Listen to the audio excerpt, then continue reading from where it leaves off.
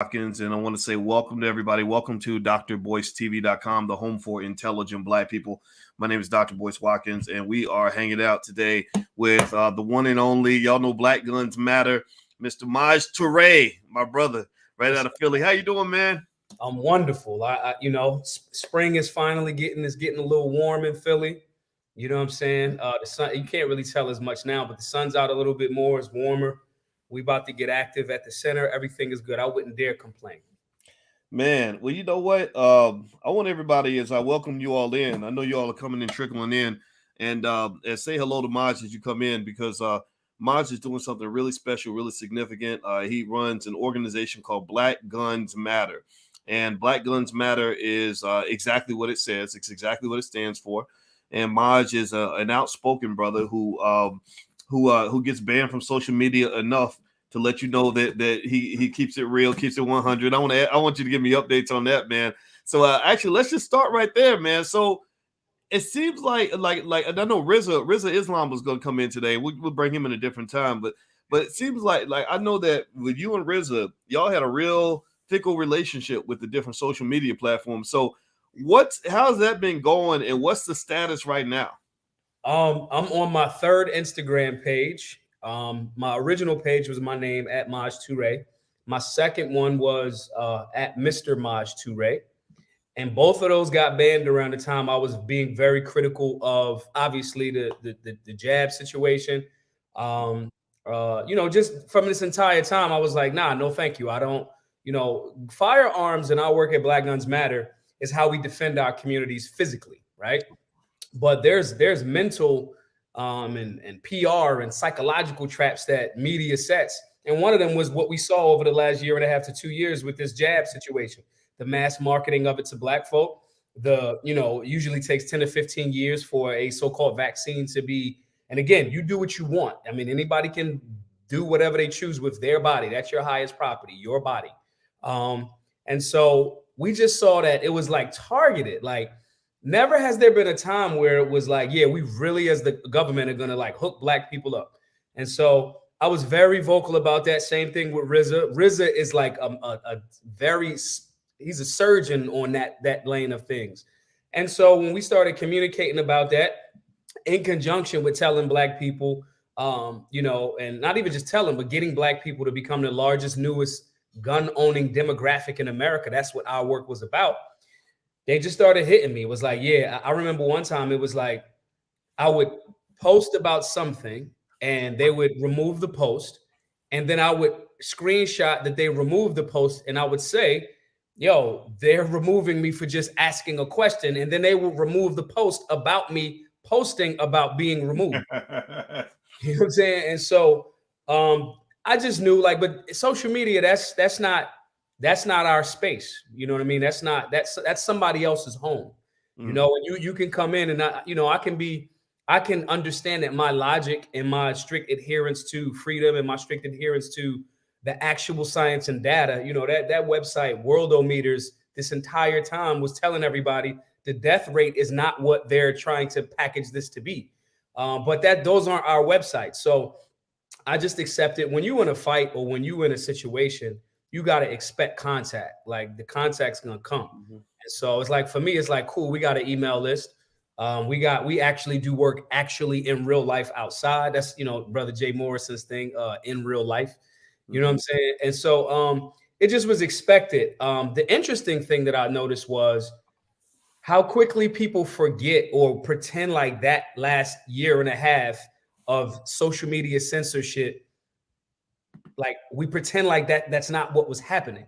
I mean, there was one guy, I don't even want to mention his name because I can't really fully remember, but I did an interview on one of those platforms, and the brother said it doesn't matter what you eat if you don't take the jab. It doesn't matter how much green juice and green grass and healthy fruits and vegetables that just like, the only way that you can be safe is this vaccine. And I'm like, bro, like, why are you saying this to Black people? Like, in what world, And so again, we just expect contact. My new Instagram is Big Daddy Toure. My Twitter has been very interesting. Oh, I misspelled Toure. I just like I misspelled Black Guns Matter. So let me fix my shit, man, because I I realized I misspelled Black Guns Matter, and then I realized I misspelled Big Daddy Toure. So I'm gonna make sure I get that right, man, because I want people to follow you. So sorry about that, brother. Please That's all go right. ahead.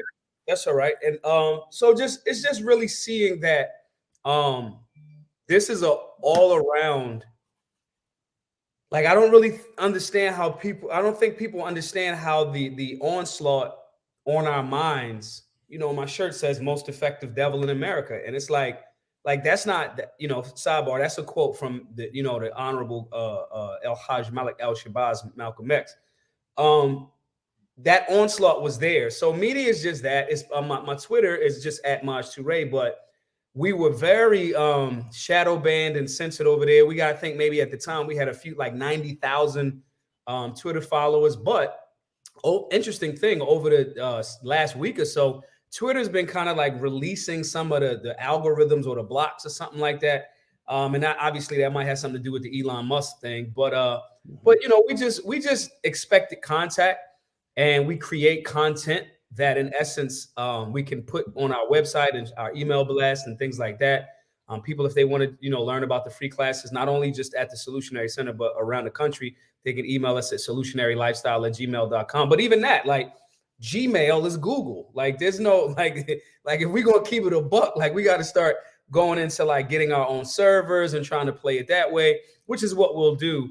But yeah, that's been my hit story with social media. I'm actually honored that to be targeted. Like that part, the late great Nipsey Hussle said one of his final personal tweets was, "To have strong enemies is a blessing." Mm-hmm. You know what I mean? And so, like, that's good. Like, if this is the fight that I got to deal with, like our elders and ancestors had to deal with physical like attacks, like physical, we sicking dogs on you, we shooting you with hoses, all of these different things, which one could say was less sophisticated. But in regards to like the battle that I gotta have, and if that's one of the biggest rumbles that I gotta take, I'll fight that rumble all day, every day of the week, twice on Sunday. Well, I love it. Well, everybody, in case you wonder who I'm talking to Maj Toure, CEO and founder of Black Guns Matter, and I hope you all will let Maj know how much you appreciate the great work that he's doing. We're going to talk about a lot of the good stuff that he's doing in Philadelphia, and I'm going to put up different emails and links and places to go to follow and support. And I encourage you to do that actively, because I've been watching this brother get banned. It seems like every 2 weeks, but I mentioned him and Rizza Islam. I said, if you're getting banned, I'm gonna be right there with you. This platform's always open, and we just gonna all stick together and fight it as men and make things happen. So also, I want to ask everybody a question in the chat. Give me a yes or no, yes or no, yes or no. Do you think that Black people should own, either consider or actually own weapons? Do you think that Black ownership of weapons could be beneficial for us as a community? And also, Sandra says, what's the website for more info on the classes? I'm going to put the email address up that you can email. They should send the email, right, to solutionarylifestyle@gmail.com. Send the email, get on our newsletter. Again, solutionarylifestyle@gmail.com. The irony is that, again, even though we're talking about censorship, we recognize the power of social media. Social media is like almost like people go to Twitter and Instagram before they go to a website. Like they usually go to a website when they're ready to like buy something, or you know what I mean? Yeah. And so Twitter has, and social media in general, let me be very clear, it has been a very powerful tool. That's the reason why the attempts to censor or even remove certain people from that. So email solutionarylifestyle@gmail.com. We got Solutionary University coming up, which will be classes on pretty much everything, kind of like mimics the Solutionary Center in Philly. But yeah, man, everybody, please just join the email list, because we can send out an email blast. You might see it when we get it, and it might have 4 different things. We obviously don't spam everybody. We obviously don't sell, the emails to nobody else. But just people that, it's kind of like, yo, if you want to be a part of this, cool. If you don't, I understand. You'll show up later when they do some more silliness, like attempting to tell you, you got to put a brain chip in your head or whatever. Next thing tell you, and so we used to that too. People that say, we don't need to have guns. We're dying, so forth and so on. And then they'll get robbed, and then they'll come back and be like, yo, I maybe I'm thinking about personal protection or self-defense or something like that. So yeah, just email us. Okay, so let me ask you this question, man. So you saw Elon Musk is taking over Twitter, Yeah. and I saw you. It seemed like you made some comments about that, and I don't remember exactly everything you said, but I do know that you have some things to say about that, Yeah. and I wanted to get your thoughts on that because you've been to the crosshairs of dramatic amounts of censorship online. You were very vocal, during the whole pandemic, and I supported a lot of what you were saying. I mean, I can't think of anything you said that sounded outrageous on any level, Yeah. but you were being targeted because of it. And what's interesting is that a lot of the things that you were saying, that RZA was saying, etc., those things turned out to be true. Right. And that's the crazy part, right? And so it's like we live in this weird dystopian world where it's like there are people that believe they have the power to define what reality is going to be for everybody, and that if you have an alternative perspective, that's not even allowed. We'll smear you, we'll destroy you, we'll eliminate you. And as I ask you that question, what I've also noticed is it's really interesting. A lot of people had issue with Elon Musk taking over Twitter, and I don't blame people if they do. They said, "Oh, he's going to let in all the right wing bullies. The right wing bullies are going to come back." Da da da. But I saw a lot of bullying happening on the left too. I saw a lot of left wing people destroying people. I think Sean King got some guy to kill himself, or where he falsely accused him, and the guy committed suicide. I mean, it's like that chaotic energy is just, it seems like it's all over the place. So let's start with Elon Musk. How do you feel about that, and what do you see kind of happening in that space? It's two different things. I'm always skeptical of.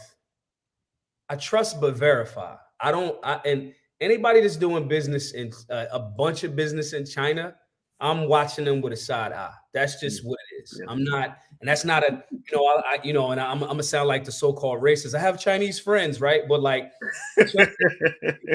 Chinese government, the CCP, another thing I don't think people really get.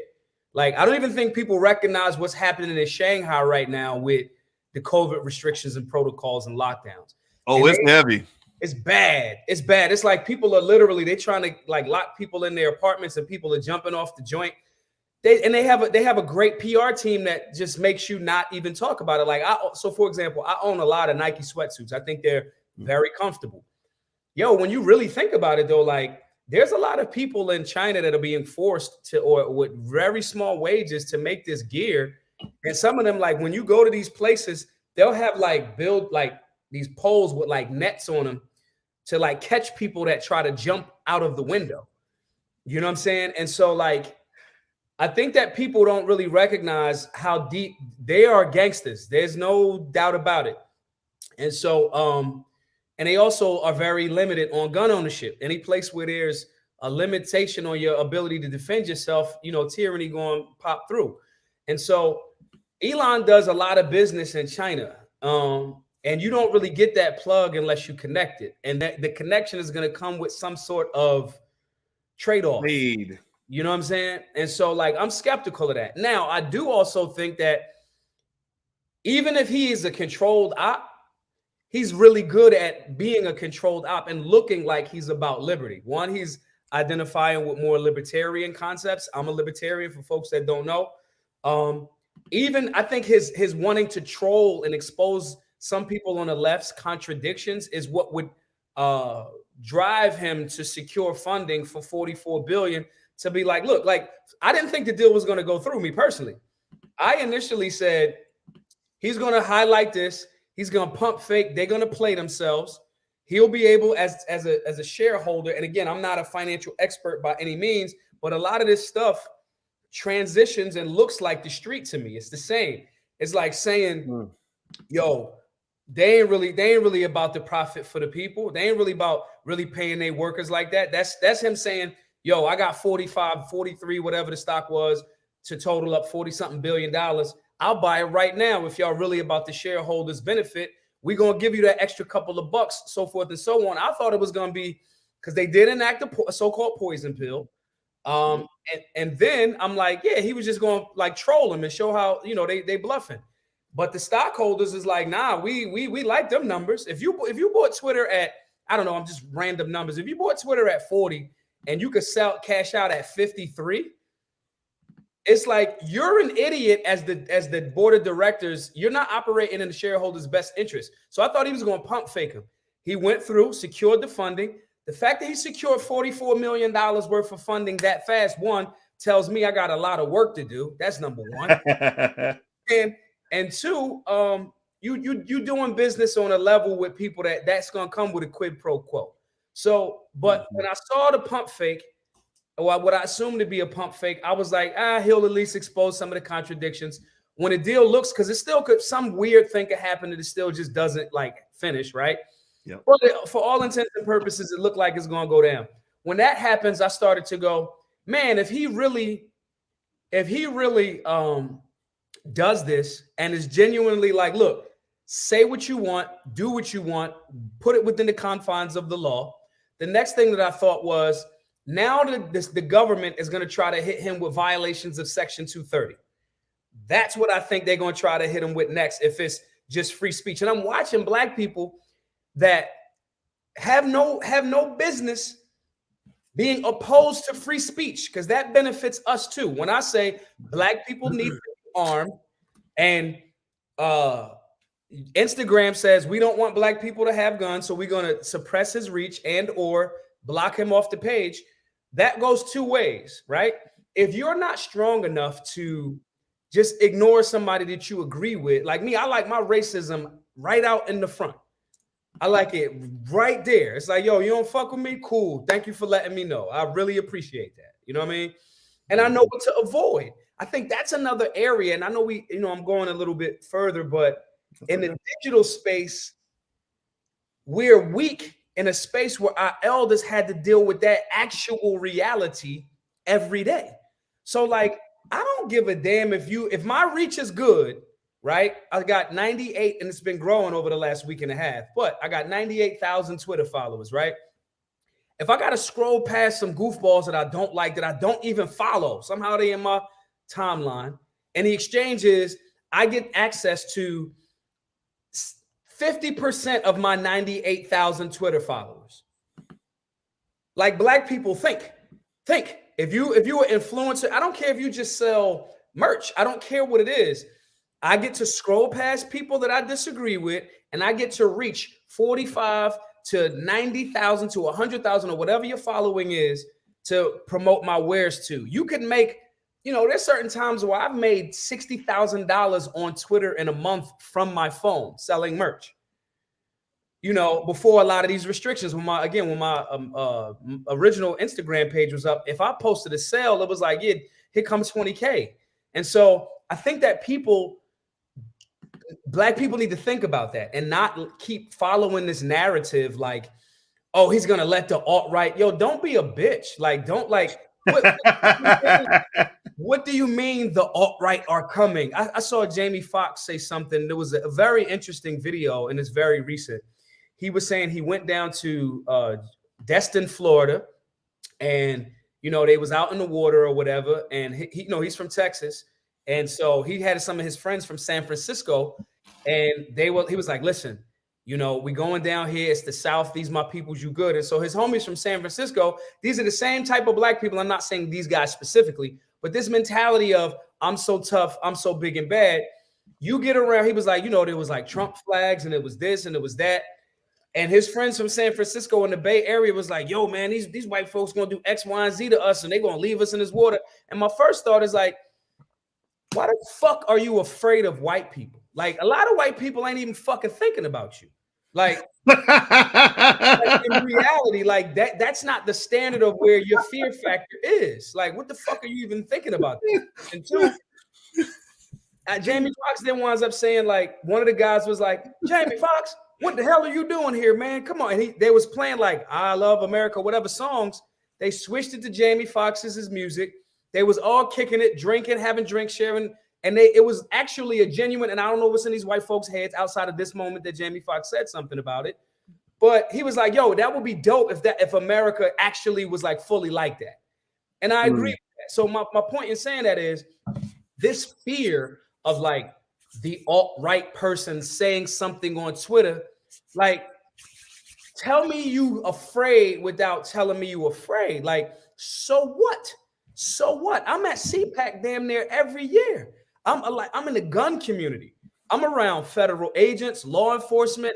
I don't get, my position is my position. I don't give a fuck about like somebody's opinion of something when they're expressing what their opinion is, and I get to do that on a platform. And tying this back into Elon Musk and me seeing over the last week, I'm noticing my tweets are getting more reach. I don't know if they're like, man, we got to get rid of some of these algorithm blocks before the cell go through, before we get exposed. I don't know what that is, but I do know I recognize the difference. So if that means our lesson, our classes, our merch, our mission is going to be presented more, then I'm all for Elon getting in. And at the very least, we'll be able to see more of those contradictions. We'll see people on the left, to your point, that are like, this is the worst thing. A billionaire shouldn't own a platform. I'm like, have you fucking heard of Rupert Murdoch? Have you heard of Jeff Bezos? Like, like the Hearst family, like that owned newspapers 100 years ago? Like, what the fuck are you talking about? Like, I just want our people to really kind of step back from the elephant a little bit and kind of like look at the opportunity that if this guy does what he's presenting like he may, how this could actually be for good, could be for us in spreading our message that our community needs to hear. Everybody, I'm speaking, in case you just came in, I'm talking with Maj Toure. Maj Toure is the founder and CEO, leader of Black Guns Matter. You can actually follow him. I'm going to put his Instagram up here. Everybody should follow him on Instagram. Also, please hit the thumbs up button. Thumbs up, share, subscribe, all that good stuff. And say something. Say something about this, because I like what you're saying. I mean, I think the difference that you bring to the table, it reminds me of guys like, Ice Cube and a few others, and also my father. What you're bringing to the table that the Democrats don't support is you're bringing masculine leadership. Right. What they've enhanced, what they've gotten used to is over the last 20 years, the Black community became kind of a fatherless community to some extent because they locked up so many men. They locked up hundreds of thousands of Black men. We were prisoners of war. These men are still in prison right now. Their sons, but by not having that father to guide them, many of their sons ended up taking on feminine energy of their mothers. Gay, trans, all that shit. It's fine. I'm not hating on it, but that's not the entirety of who we are. And you can't have a whole community full of men that want to imitate Lil Nas X. Right. And what happens is, I have found is that, and then at the same time, you've seen the strengthening of the Black woman as she's been forced to adjust to not having the men take the lead. Right. So when you step up, or when Cube steps up, or I dare say myself as well, when we step up and say, like you say, fuck your vaccine, or I say, I don't care what white people think. I'm right there in alignment with you. It's words. Who gives a shit about words? People don't get that. They're like, oh my goodness, how dare you? How you say? Do you understand how much this hurts my feelings? And I don't know if you remember, there was that rapper that did the song about racism, and he was rapping against a white guy. And the Black rapper says something. The white guy's like, "If you Negroes, he used the N-word a lot." And he's like, "I can't stand Black people." Blah blah blah. He's like going hard. And the Black guy says something like, "I cry at night sometimes because the racism hurts my feelings." Yeah, right. And that's what it is, right? I think I really have figured that out. That there's feminine energy is extremely important, but unfortunately, a lot of our men have become feminized. Our communities become feminine. So when masculine leadership steps to the front, like yourself, again, like what Ice Cube did with Biden, where he said, look, I'll talk to a Republican and I'll talk to a Democrat because I'm trying to get the best deal. I'm not looking for emotional validation. I'm not looking for you to give me symbolism to make me feel better. I don't need you to give me my self-esteem. I want reparations. I want the check. Cut the check. Right. I don't care. You can tell me you hate my guts as long as you cut the check. And to me, that reminded me, that's the same spirit as I believe the Honorable Elijah Muhammad. I think he met with the KKK. I think Malcolm met with the KKK. Harvey met with the KKK because they don't need white people to say I love you and give them a warm fuzzy hug. Right. So you feel free to continue to speak to that. Your thoughts. Your personal worth. Like I saw something that was like, there was a picture of these young people, young Black folks going to prom, and they matching guns with their prom outfits, right? To me, I'm like, bet, because we see this all of the time. Like in the gun community, we see all different ethnicities of folks. And there's even like a running joke, kind of like the dad comes out with the shotgun or the rifle or whatever, the uncle. Right. It's like, yo, we have showing that We prom, we're willing to stand up for this person and so forth and so on. Now, obviously, nobody's really meaning, yo, we're going to shoot you if you da da da. But the reality is, I saw that picture and I saw people in the black gun group that I was in saying like, yo, that's crazy that they would do this with all of the violence that's in our community. And I looked at the picture and I saw, the young person had good trigger discipline. Now, the picture was one of the young people had the gun pointed towards the camera. Right now, the gun more than likely is clear. Clear meaning there's no actual round, no magazine in the actual firearm, right? But to me, I thought that was an opportune moment to say, hey, we don't know if that gun is clear, and share that information with the young person, so forth and so on. We started going in on, yo, if this was white people, it would be cool. You missing the whole point. There's no white people in the picture.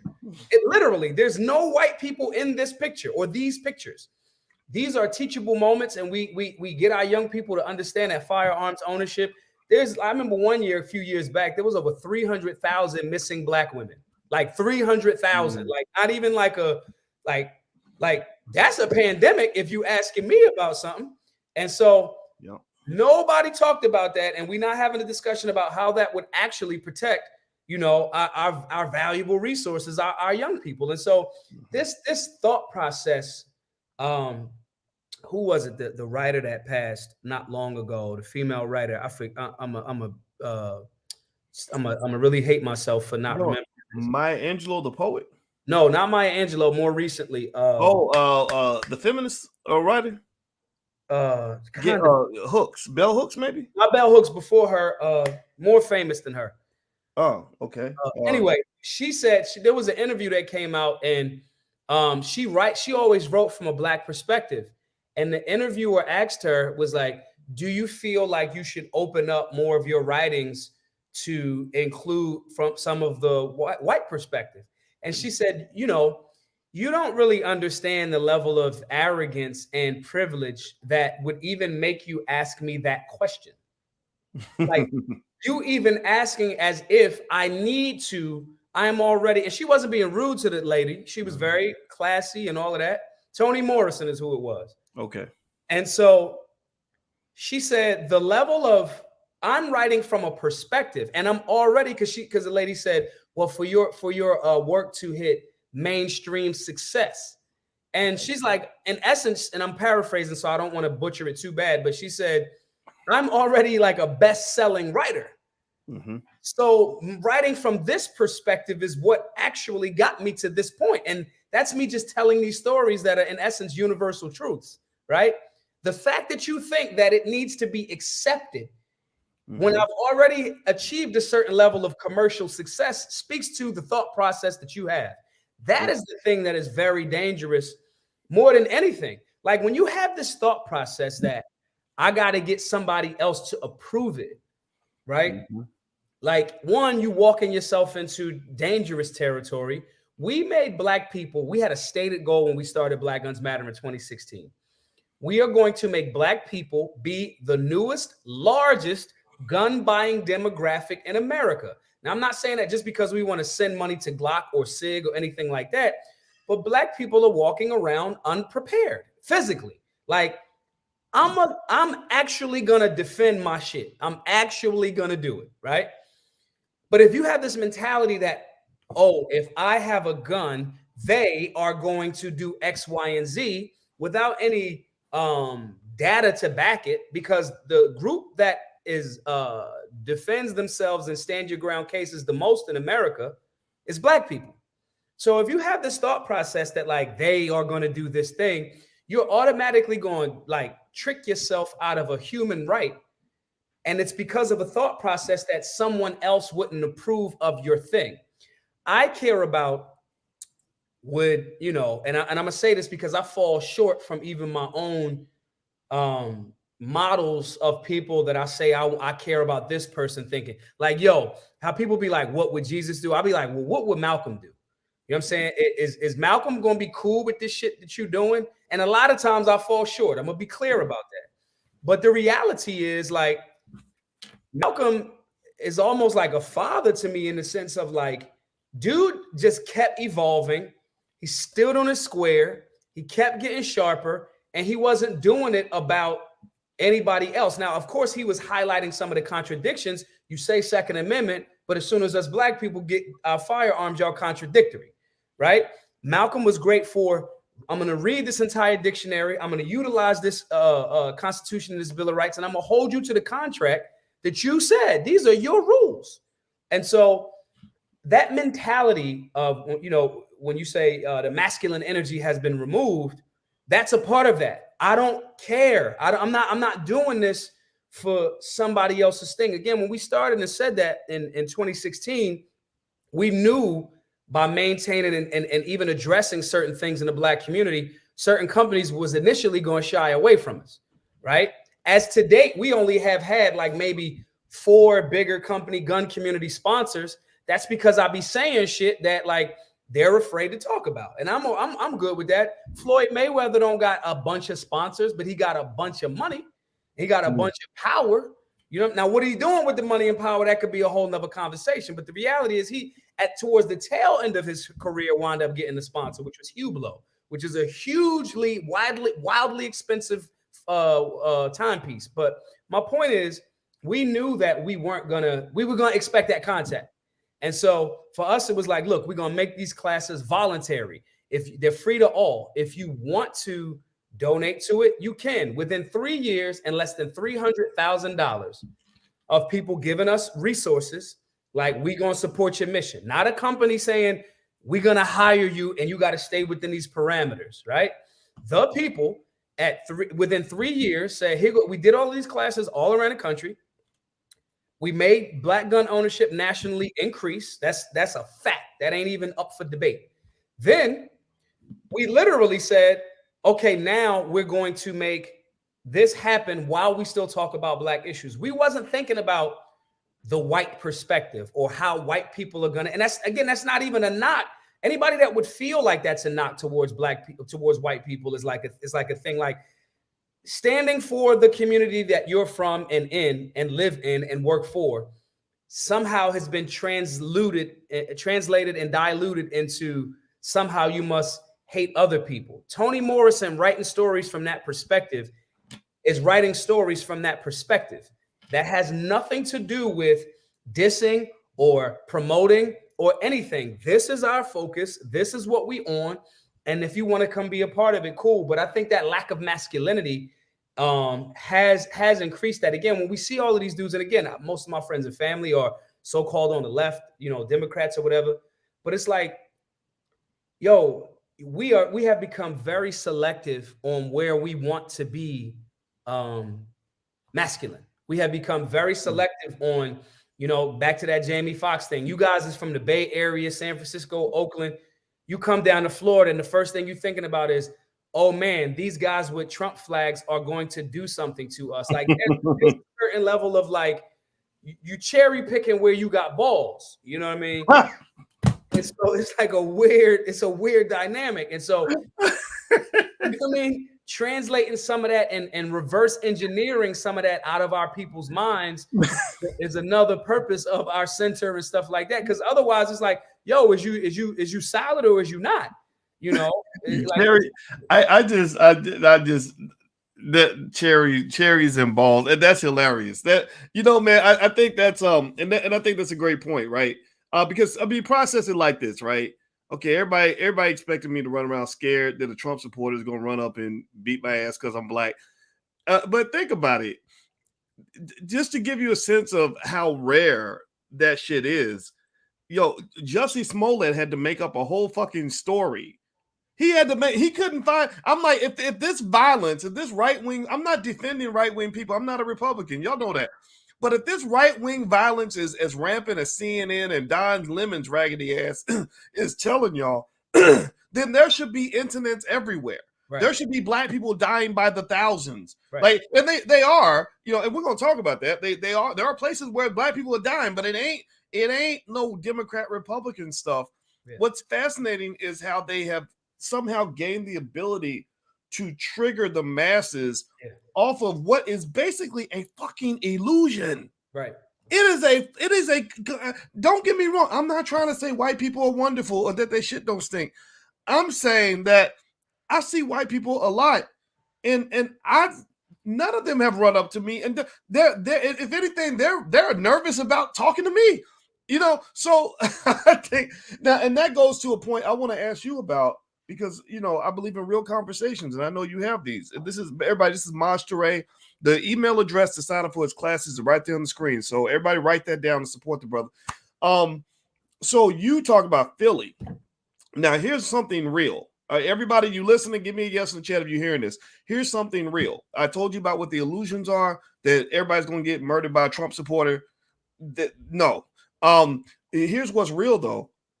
Since 2020, when they were allowing rampant, riots and chaos everywhere, throwing bricks at the heads of cops, acting like we don't need police or whatever, no matter what. And again, police reform absolutely necessary, but to act like we don't need cops ever is a big stretch. And also, here's what's happened since then. I'm gonna lay this out, and then I'm gonna go and pass the ball back to my brother here. I know cops. My father was a cop. I know brothers who I've known since kindergarten who are on the police force who ain't waking up in the morning trying to kill a black person. Let me tell y'all what they've told me. They said before 2020, we would open up a job on the police force. We would get hundreds of quality applicants, college graduates, smart people, black people that wanted to have, wear the uniform, all that. He said after 2020, when the media went out and told everybody that all police were evil, he said all the black people quit. All the qualified people didn't want to apply anymore. And the only people that wanted to be cops were the idiots and the racists who really do want to kill your ass.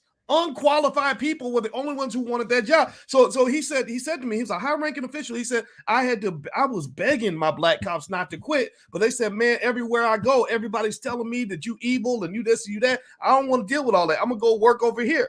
Right. So here's what's happened. And this was predictable. We talked about this in 2020.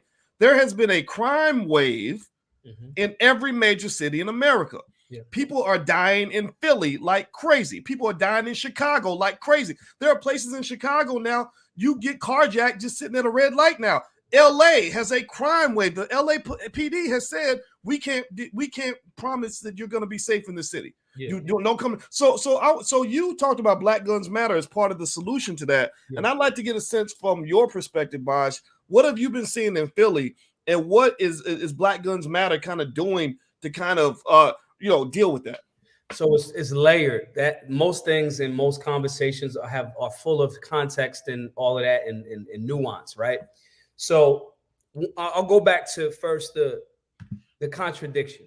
On one hand, you say these and again, mostly Democratic. Again, I'm gonna give it to the right and the left. I'm a libertarian. I'm not a part of. If I have to identify with a political party, I'm more in alignment with libertarian ideology, right? I'm registered to vote as a libertarian.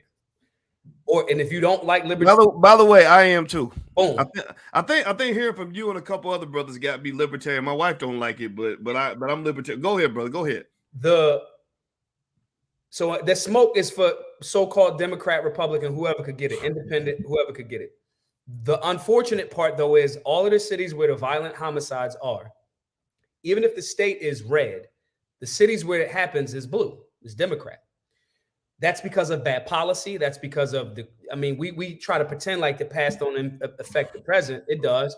That's because of the crack epidemic. That's because of the school to prison pipeline. All of these things is all connected. So when those cities happen that way, on one hand, they say, we want to defund the police. They said that going in 2019, going all the way into the election.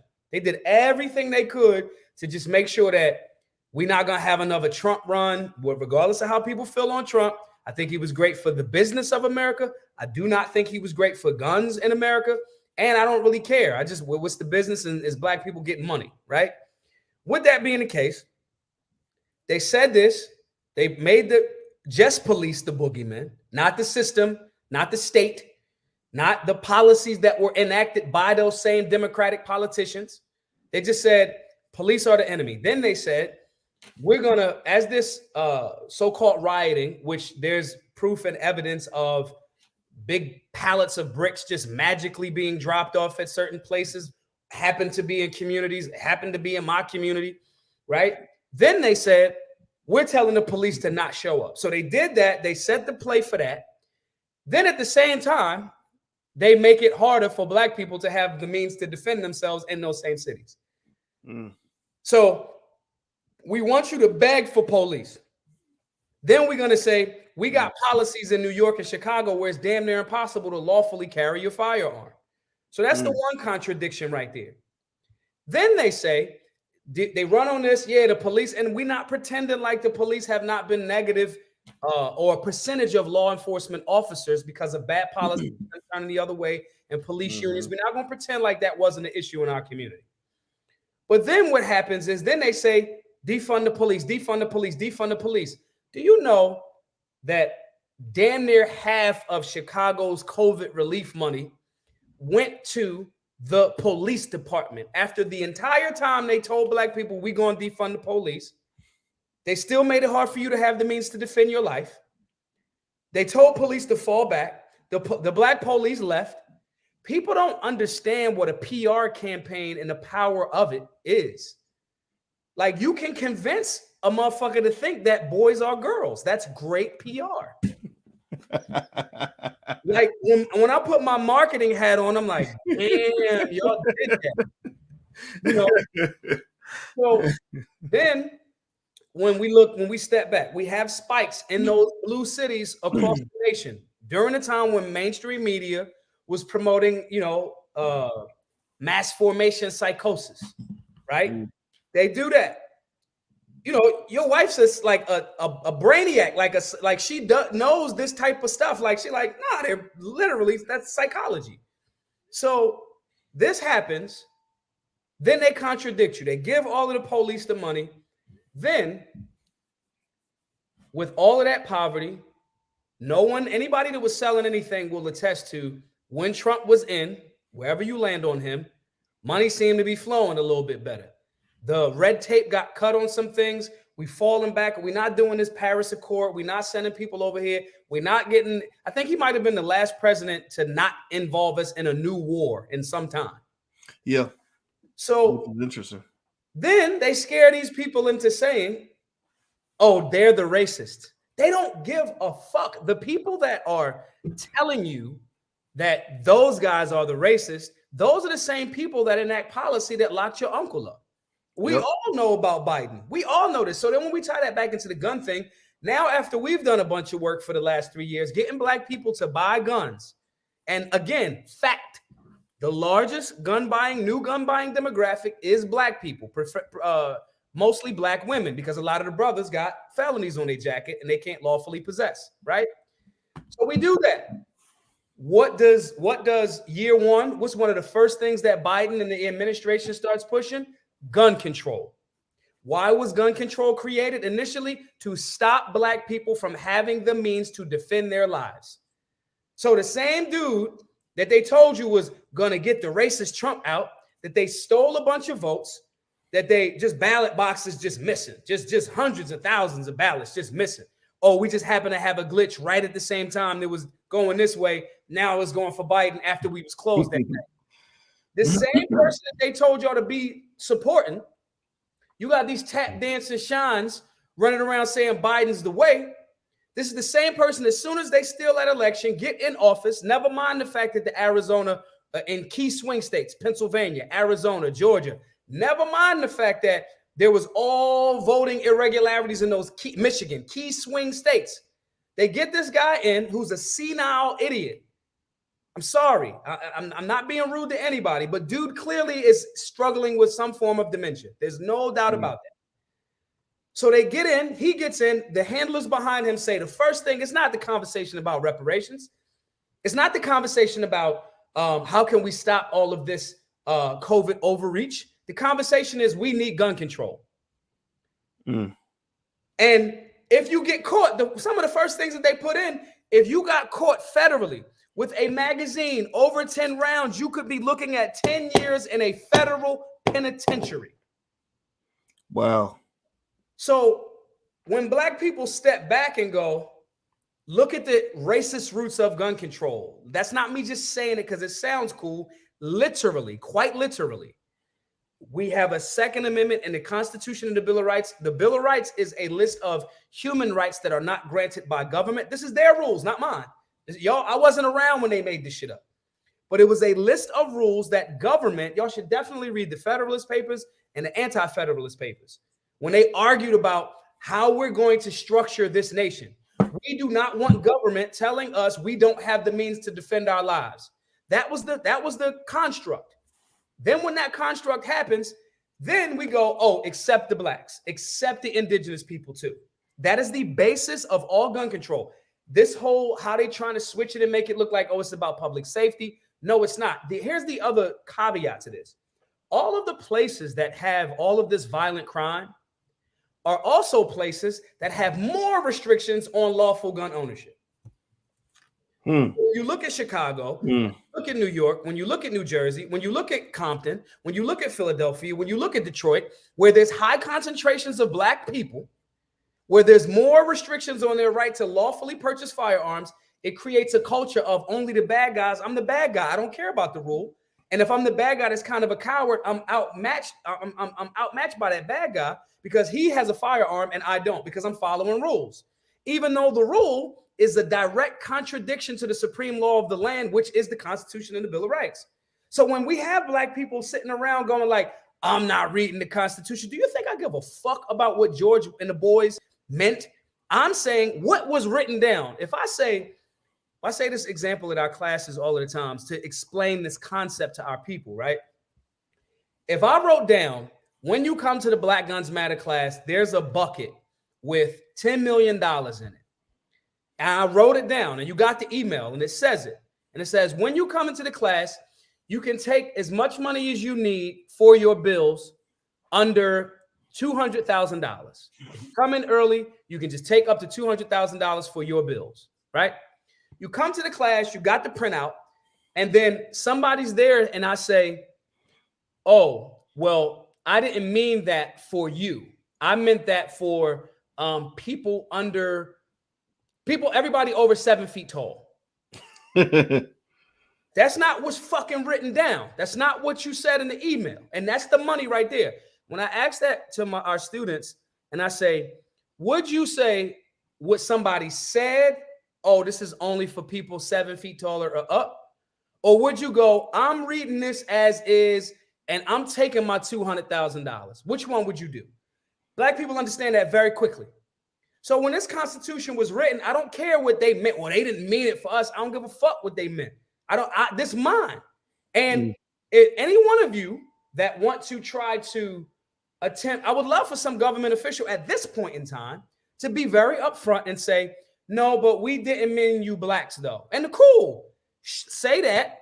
And that means I'm not a citizen. That means I'm a denizen. And if I'm a denizen, that means I'm actually a prisoner of war. That means none of the motherfucking rules and regulations apply to me, which means now we're talking about Geneva Convention and now we have an enemy combatant shit. Now we're having a whole different conversation. Or you can just let black people own guns like we are and defend ourselves, so forth and so on. When you translate that to black people and get them to have an understanding of it, then you start taking power from the constructs that these people created. Look, I got an LLC. I got a nonprofit. I got an LLC. When it's advantageous, I'm going to get an S Corp, a C Corp. I'm a maneuver. These are your rules. I'm playing the game. I didn't make the rules. America made me this way. So I'm American. That's how y'all made me. So I'm going to take full advantage of that. And since that's the case, when I say I'm American, I'm saying I'm a sovereign individual, a sovereign melanated individual that's going to take advantage of the full right of my human experience. And I dare somebody to verbalize the opposite. Y'all can play this. That's not what they meant game. Cool. When we walk in the room with the $10 million, just Master said, don't touch the $200,000 that you need. Let the other people come in and take it. You know what I'm saying? And if that's the mentality that you have, one, you should correct it. And two, you got to step back and look at the mental fuckery that's been applied to your mind since you was little. Like they've told you, like, psychology is so important, man. If I've made you, Carter G. Woodson said, you know, it's almost like, and I'm paraphrasing, like that mentality, they ain't even gonna go to the, like, we ain't even got to tell them to go to the back door. They're gonna go to the back door, and if it ain't a door for them in the back, they're gonna carve one out for themselves. I'm just out here going like, yo, I'm taking full advantage of this whole situation. And our people got to look at the politicians and the legislation that they push. A key to simplify it, right, is if you don't think I'm a human, you're going to advocate for things that are not in alignment with human rights. So if we've identified that the construct and the contract of this place is this, the supreme law is the Bill of Rights and the Constitution. And the Second Amendment, first, you get to say what you want, freedom of speech. Second, you get to defend what you just said if somebody starts tripping. If those are human rights, why would someone advocate for a thing that is in opposition to your human right to defend yourself? And a simplified way of doing that is to ask your politician, where do you stand on gun control? Because the people that want gun control, they don't advocate for the same rules for law enforcement. They don't advocate for the same rules for even the politicians are exempt from it. They advocate for, because the police union is organized, and they say, yeah, you could do that shit for the citizens, but our guys, we're not following them fucking rules. You know, since 2004, if I'm not mistaken, there has been a thing called LEOSA, Law Enforcement Officers Safety Act, which means law enforcement officers can carry their firearm in all of the states in America without additional like licensing. And a lot of the licenses to carry are not reciprocated. So if you got a license in one state, it may not translate. It's not like your driver's license. You can carry your pistol in this state, but this state does not have reciprocity. Law enforcement officers since 2004, every year they do like they stay within the rules and they, you know, check in, for lack of a better term. They can carry their firearm concealed through all of these 50 states as law enforcement officers, but the American people don't have that same right or respect for their right to be respected all across the nation. So there's a clear lack of equal protection under the law. And I think some smarter minds with a lot more resources and time should actually start suing local and state and federal governments about this. The reality is, if that politician is saying, this is a human right, but we want to add more restrictions to your human rights, they telling you they don't think that you should have the means as a human to defend your own life. And if it's a very simple answer of, there should be no gun control laws, there's already a law against murder. If I stab somebody to death, would you say we need more knife control? So our people just got to step back and really look at this thing. A firearm is how you defend yourself from the corrupt and negative and racist portions of the state. It's not just one police officer. It might be that one, but it's a system. It's the state. And the state is a monopoly. When you start looking at government for what it is, it's the mob. You pay taxes. That's a protection racket. You getting money on our block, you got to give us a certain amount. The people that's getting more money collude with the people that make the rules, and they come up with rules to allow them to pay less money. Do the same thing. Do the same thing. Elon Musk, we talked about Elon Musk earlier. And I mean, I'm not saying he don't pay taxes, but it's like he ain't getting taxed 40% like the average person with earned income. Learn the game like the wolves do. Stop being a fucking sheep. Like, be a lion out here. Your legacy, your family, your children, your community needs that. And firearms is the most simplistic way where we recognize when it gets down to brass tacks. The government, there is no rule or law that this government will not enforce up until, if you do not comply, up until the point of them sending someone with a firearm to murder you. Let's think about that. That's when it comes down to brass tacks. If you don't pay a parking ticket and you go outside and they're about to put a boot on your car and you say, I'm not letting you put a boot on my car as the meter person, right? They'll call the police. That's your property. If the police ain't already with them, they'll radio to the police. And if you don't let them take your personal property, that police officer will potentially murder you. If you don't have that's your property. You pay property tax, you paid sales tax on it. You pay the taxes in the form of a license plate every however long for your state. If it's simple as you got 2 tickets, we want you to give us money for parking on our block. That's what that is. That's what government is.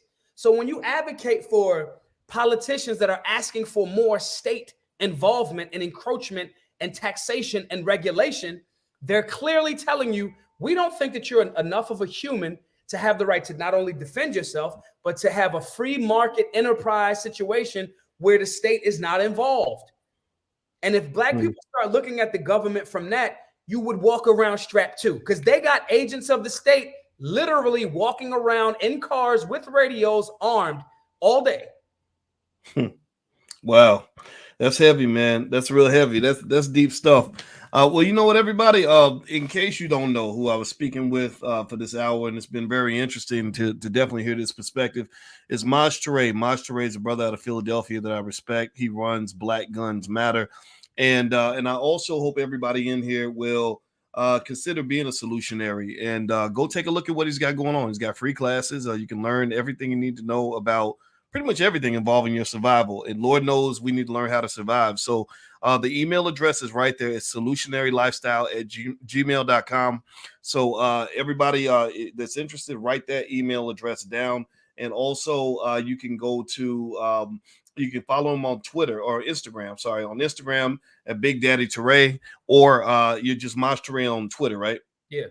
Maj Toure. Okay. All right. So yeah. So we got to support each other. And I want to say thank you, brother.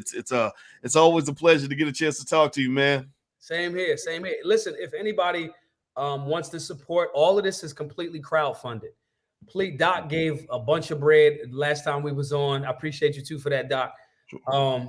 Go to givesendgo.com/solutionary. We have a center in Philadelphia. We have classes coming up on yoga, tax, welding, personal defense, hand-to-hand stuff. We have the sister Kimberly Latrice Jones is coming. She's a New York Times best-selling writer. She's doing a master class on writing for young people. All of these classes, because the center is a solutionary center. Obviously, we do firearm stuff there. If you know absolutely nothing about firearms, that's great. Come on and learn. But our community needs more of the things that makes it a community. So all of these classes are completely free to all. We are completely funded by your donations and support. Please go over to givesendgo.com/solutionary if you've appreciated or agree with some of the stuff that's going on in this conversation. Please support, man. We do this way between the merch sales and the voluntary donations to one show that individuals can add to a collective, and it can be voluntary. You don't have to have people taxing you to get good things done in your community. And so we also do it that way because we can stay, I've had companies like, yo, why don't you just come work with us? And that comes with, I can't talk about certain shit. Even if they don't package it to me that way, it's going to be some quid pro quo going on. You know what I'm saying? And so we do this way so we can maintain our independence and maintain our autonomy, which I think is worth its weight in gold. And so if y'all feel inclined to do so, please, man, give a donation. Every day we try to get $25, $100 donors. The remainder of our goal is going to purchasing that building outright, as well as all of the classes for the next 2 years. So if y'all can, man, and if anybody got any really rich homies that if we looking for $100,000 donors that we can figure out a way to get some sort of return on the investment. That way I don't have to fundraise at the same time as doing the classes. That'll be dope. But if y'all know any rich folk that want to say, yo, let's talk, email us, donate, and outside of all of that, man, yo, I get them emails too. Like if you're going through something, man, and I say this I try it on all of the interviews. If you're going through something, the last couple of years, a lot of people lost their jobs. Suicides is up. Domestic violence is up. Aggression is up. You know what I'm saying? If you're going through something, man, just email me. Send me your number. Let's talk. Let's chop it up. I would rather fucking talk to you about the shit that you're going through with your crazy girlfriend, your crazy boyfriend or whatever, and help y'all walk through it if you allow me to, if I can. I would rather deal with that than like read your obituary. You a black person. You a human. I love and care and respect you. if you're doing respectable things. And I just want to make myself available to y'all on that way too, because this mental health component, and sometimes people just having a voice that can share and listen to, that's important. So, just somebody has said Christ is the answer. Where the fuck was Christ this whole time? Like y'all stop, man. Listen, I love y'all, but like, listen, man, like Christ, we come on, bro. Main man ain't showed up in a minute. We got work to do. Like faith without works is nothing, So, but anyway. Well, I believe that the black men, that they're great men like you, and you're right, you're a lion, and you don't belong under anybody's umbrella. You should be a free man, which is exactly the way you conduct yourself. And also, I believe that power of manhood gives us an amazing ability to manifest. And that's a godlike power, so just like black women have their own version of a goddess, we are gods in our own way. So I encourage everybody to tap into that, no matter what your belief is, tap into the godlike power in you, and then you won't be afraid anymore. Right. So everybody, the email address is right there, solutionarylifestyle@gmail.com. One more time, there's the Instagram, Big Daddy Toure. Everybody follow Maj on Instagram right there. And this is Maj Toure from Black Guns Matter. And I want to say thank you all for hanging out. It was great talking to you. And also, brother, it's good talking to you again. And we got to get together, man, talk about partnerships on what you're working on in Philly, man. I'm going to be up there very soon. So I definitely want to loop in, man, and check out what you got going on, brother. Much respect to everything you're doing. Absolutely. Thanks, Doc. I appreciate you. For sure. All right, everybody. Have a good day. Hit the thumbs up button on your way out. God bless you. And we will talk to you soon. Take care now. Peace.